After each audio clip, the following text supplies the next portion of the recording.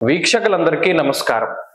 July మాసమందు ద్వాదశ రాశుల వారికి ఏ విధమైనటువంటి ఫలితాలు కలగబోతున్నాయి అనేటువంటి విషయంలోకి వెళ్లే ముందు జూలై మాసంలో ఉండేటువంటి గ్రహ స్థితిని మనం గమనించాలి. ఒక జూలై నెలలోనే చాలా విచిత్రమైనటువంటి స్థితి కనబడుతూ ఉన్నది. 14వ తారీఖు నాడే మొత్తం గ్రహాల యొక్క మార్పు అనేటువంటిది చాలా ముఖ్యమైనటువంటి విషయంగా చెప్పచ్చు. 14వ తారీఖునే శని వక్రగతిని ప్రారంభం చేస్తారు. అంటే ఇప్పుడు మీనరాశిలో సంచరిస్తూ ఉన్నటువంటి శనేశ్వరుడు వక్రగతిని ప్రారంభం చేసి నవంబర్ 12వ తారీఖు వరకు వక్రించి ప్రయాణం చేయబోతూ ఉన్నారు. దీని తాలూకు ప్రభావం ఉంటుంది. ఇది 14వ తారీఖునే ప్రారంభం అవుతుంది. అలాగే 14వ తారీఖు నుండి దక్షిణాయనం ప్రారంభం. అంటే సూర్యుడు మిథున రాశిని వదిలిపెట్టి కర్కాటక సంక్రమణం చేసేటువంటి పుణ్యకాలం కూడా 14.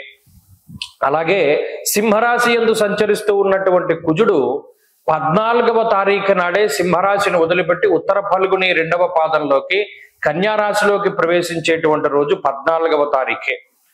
అలాగే 14వ తారీఖు నాడే వృషభ రాశి యందు స్వక్షేత్రంలో సంచరిస్తూ ఉన్నటువంటి శుక్రుడు మిథునంలోకి ప్రవేశం చేస్తారంటే మిథున సంక్రమణం శుక్రుడికి 14వ తారీఖు నాడే. అలాగే జూలై 14వ తారీఖు నాడే బుధుడు వక్రగతిని ప్రారంభం చేయబోతూ ఉన్నారు. ఇక్కడ చూడండి, కుజుడు, రవి అలాగే శుక్రుడు ఈ 3 గ్రహాలు కూడా 14వ తారీఖున సంక్రమణం చేయబోతూ ఉంటే శనేశ్వరుడు అలాగే బుధుడు ఈ 2 గ్రహాలు కూడా తమ యొక్క వక్రగతిని ప్రారంభం చేయబోతూ ఉన్నాయి. బుధుడు అయితే ఆయన ఉన్నటువంటి రాశి కర్కాటకంలోనే వక్రించి సంచారం చేయబోతూ ఉన్నారు. ఇది చాలా ముఖ్యమైనటువంటి విషయం. అంటే 14వ తారీఖు నాడు ఒక్కరోజు నాడే 5 గ్రహాల తాలూకు కదలికలు జరగడం అనేటువంటిది కూడా ఆ రోజుకి ఎంతో ప్రాముఖ్యతని సంతరించుకోబోతూ ఉన్నది. కాబట్టి ఇది ముఖ్యమైనటువంటి డేటు. ఇది ద్వాదశ రాశుల వారి యొక్క జీవన గమనాన్ని మార్చేటువంటి డేటుగా మనం చెప్పవచ్చు. సరే, ఇలా ఉన్నప్పుడు గ్రహస్థితిని పరిశీలిస్తే మరి ఈ మాసంలో శనేశ్వరుడు మీనమందు సంచారం చేస్తూ ఉన్నారు. వక్రించిన మీనంలోనే ఉంటారు. 14వ తారీఖు వరకు రవి మిథునంలో ఉంటారు. 14 తర్వాత కర్కాటకానికి వస్తారు. అలాగే రాహుకేతువులు కుంభరాశి యందు సింహరాశి యందు సంచారం చేస్తూ ఉన్నారు. కుజుడు 14 వరకు సింహమందు తదుపరి కన్య యందు సంచారం చేస్తారు. అలాగే రవి యొక్క సంచారం కూడా 2 రాశుల్లోనే ఉంటుంది. ఇలా ఇటువంటి గోచార పరిస్థితి దృష్ట్యా ద్వాదశ రాశుల వారికి మనం ఉండేటువంటి ఫలితాలను కూడా అలాగే ఇంకొక ముఖ్యమైనటువంటి విషయం ఏంటి అంటే ఈ జూలై నెలలోనే గురుమౌఢ్యమి అనేటువంటిది కూడా వెళ్ళిపోబోతూ ఉన్నది. ఆల్మోస్ట్ జూన్ నెలలో వచ్చినటువంటి ఈ గురుమౌఢ్యమి కొంతకాలం పాటు ఉన్నది. ఆ గురుమౌఢ్యమి జూలై 7వ తారీఖు తోటి వెళ్ళిపోతూ ఉన్నది. ఈ గురుమౌఢ్యమి వెళ్ళిపోయినా కూడా ఆషాఢ మాసం కాబట్టి ఇది శూన్యమాసము అంటారు. ఈ శూన్యమాసంలో ఏ విధమైనటువంటి శుభ కార్యక్రమాలు చేయకూడదు. అంటే వివాహాది ఉపనయనాది క్రతువులు, శంకుస్థాపనలు అంటే గృహారంభాలు, గృహప్రవేశాలు. వీక్షకులందరికీ నమస్కారం. జూలై మాసమందు ద్వాదశ రాశుల వారికి ఏ విధమైనటువంటి ఫలితాలు కలగబోతున్నాయి అనేటువంటి విషయంలోకి వెళ్లే ముందు జూలై మాసంలో ఉండేటువంటి గ్రహ స్థితిని మనం గమనించాలి. ఒక జూలై నెలలోనే చాలా విచిత్రమైనటువంటి స్థితి కనబడుతూ ఉన్నది. 14వ తారీఖు నాడే మొత్తం గ్రహాల యొక్క మార్పు అనేటువంటిది చాలా ముఖ్యమైనటువంటి విషయంగా చెప్పచ్చు. 14వ తారీఖునే శని వక్రగతిని ప్రారంభం చేస్తారు. అంటే ఇప్పుడు మీనరాశిలో సంచరిస్తూ ఉన్నటువంటి శనేశ్వరుడు వక్రగతిని ప్రారంభం చేసి నవంబర్ 12వ తారీఖు వరకు వక్రించి ప్రయాణం చేయబోతూ ఉన్నారు. దీని తాలూకు ప్రభావం ఉంటుంది. ఇది 14వ తారీఖునే ప్రారంభం అవుతుంది. అలాగే 14వ తారీఖు నుండి దక్షిణాయనం ప్రారంభం. అంటే సూర్యుడు మిథున రాశిని వదిలిపెట్టి కర్కాటక సంక్రమణం చేసేటువంటి పుణ్యకాలం కూడా 14. అలాగే సింహరాశి యందు సంచరిస్తూ ఉన్నటువంటి కుజుడు 14వ తారీఖు నాడే సింహరాశిని వదిలిపెట్టి ఉత్తర ఫల్గుని 2వ పాదంలోకి కన్యా రాశిలోకి ప్రవేశించేటువంటి రోజు 14వ తారీఖే. అలాగే 14వ తారీఖు నాడే వృషభ రాశి యందు స్వక్షేత్రంలో సంచరిస్తూ ఉన్నటువంటి శుక్రుడు మిథునంలోకి ప్రవేశం చేస్తారంటే మిథున సంక్రమణం శుక్రుడికి 14వ తారీఖు నాడే.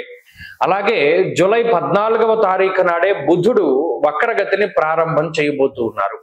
ఇక్కడ చూడండి, కుజుడు, రవి అలాగే శుక్రుడు ఈ 3 గ్రహాలు కూడా 14వ తారీఖున సంక్రమణం చేయబోతూ ఉంటే శనేశ్వరుడు అలాగే బుధుడు ఈ రెండు గ్రహాలు కూడా తమ యొక్క వక్రగతిని ప్రారంభం చేయబోతూ ఉన్నాయి. బుధుడు అయితే ఆయన ఉన్నటువంటి రాశి కర్కాటకంలోనే వక్రించి సంచారం చేయబోతూ ఉన్నారు.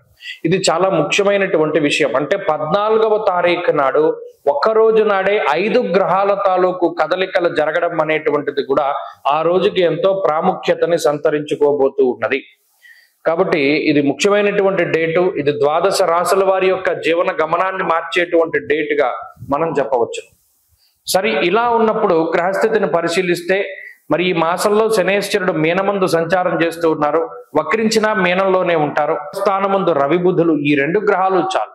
అంటే ప్రత్యేకించి ఈ 4 గ్రహాలు కూడా ఒక 4 పిల్లర్ల కింద మీ ఆర్థిక వ్యవస్థను నిలబెట్టేటువంటి పరిస్థితులు ఉన్నాయి.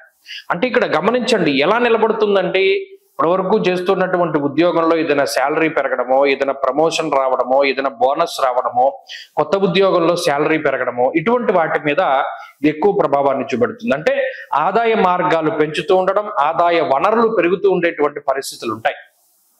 అలాగే ప్రత్యేకించి ఇటు ఆరోగ్య పరిస్థితులు కూడా హెల్త్ సహకరిస్తూ ఉంటుంది. గతంలో ఏదైనా అనారోగ్య సమస్యలు ఉంటే అవి తగ్గుతాయి. కుటుంబపరమైనటువంటి విషయాలు, ముఖ్యంగా సంతాన సంబంధమైనటువంటి విషయాలు చాలా బాగున్నాయి. అలాగే మిత్రులు, సన్నిహితులు, బంధువులతో వచ్చినటువంటి విభేదాలు తగ్గుముఖం బట్టి సఖ్యత పెరగడానికి అవకాశం ఉంటుంది. ఇలా మానసికంగా, శారీరకంగా, ఆర్థికంగా అన్నిటి పరంగా కూడా జూన్ నెలతో పోల్చుకుంటే కుంభరాశి వారికి జూలై చాలా అద్భుతంగా ఉంటుంది. ఎందుకంటే 5 గ్రహాలు పూర్తి స్థాయిలో యోగిస్తూ ఉన్నాయి. 5 కూడా చాలా గొప్ప గ్రహాలు. అయితే ఇక్కడ ప్రధానంగా మనం గుర్తుపెట్టుకోవాల్సినటువంటి విషయం ఏంటి అంటే, 14వ తారీఖు దాటాక అష్టమ కుజుని యొక్క దోషం వస్తోంది. శని వక్రించి సంచరించబోతూ ఉన్నారు. రాహు జన్మస్థానమందు, జన్మ రాశి యందు ఉన్నారు. ఈ 3 గ్రహాలు పీడించేటువంటి గ్రహాలు. అందువల్ల ఎక్కడా ఎవరిని నమ్మి డబ్బు పెట్టకూడదు, ఎవరికి డబ్బు ఇవ్వకూడదు, ఏ ఆధారం లేకుండాను. అలాగే కొంత మాయ కమ్మి ఉంటుంది కాబట్టి చెప్పుడు మాటలు వినకూడదు. ఏదైనా ఒక మాట మాట్లాడేటప్పుడు, ఒక పని చేసేటప్పుడు చాలా జాగ్రత్తగా ఉండాలి. అత్యుత్సాహంతో మనం ఏది చేయకూడదు. ఇవి ప్రధానంగా గుర్తుపెట్టుకుంటే సరిపోతుంది. మిగతావన్నీ కూడా భగవంతుడికి వదిలిపెట్టి భగవంతుడి యొక్క పాదాలు పట్టుకుంటే ఈ గ్రహాల యొక్క దోషాలు పోతాయి. ప్రత్యేకించి సుబ్రహ్మణ్యారాధన వల్ల మంచి జరగడానికి అవకాశం ఉంటుంది. స్వస్తి.